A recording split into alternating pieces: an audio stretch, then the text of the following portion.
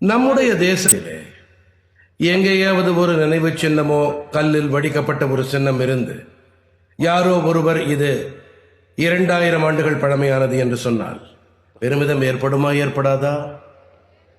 எத்தனை அருமையான விஷயம் 2000 ஆண்டுகளுக்கு முன்பு இருந்தது. பெருமிதம் ஏற்படுமா ஏற்படாதா?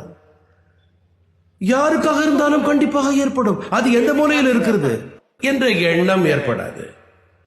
அடையது 2000 ஆண்டுகள் பழமையான சின்னம்.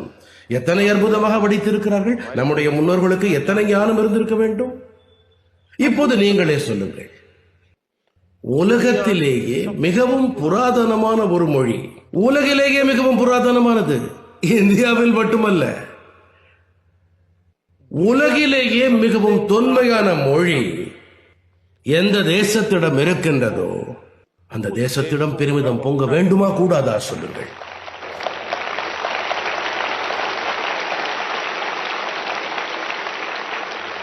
நெஞ்சை நிமிர்த்தி உலகத்தாரிடம் உரைக்க வேண்டுமா கூடாதா சொல்லுங்கள். உலகின் மிக தொன்மையான மொழி பாரதத்திடம் இருக்கிறது என்று சொல்ல வேண்டுமா கூடாதா? உங்களுக்கு ஒன்று தெரியுமா? நம்முடைய தமிழ் மொழி இது உலகத்தின் மிகவும் தொன்மையான மொழி. ஒட்டுமொத்த உலகத்திலுமே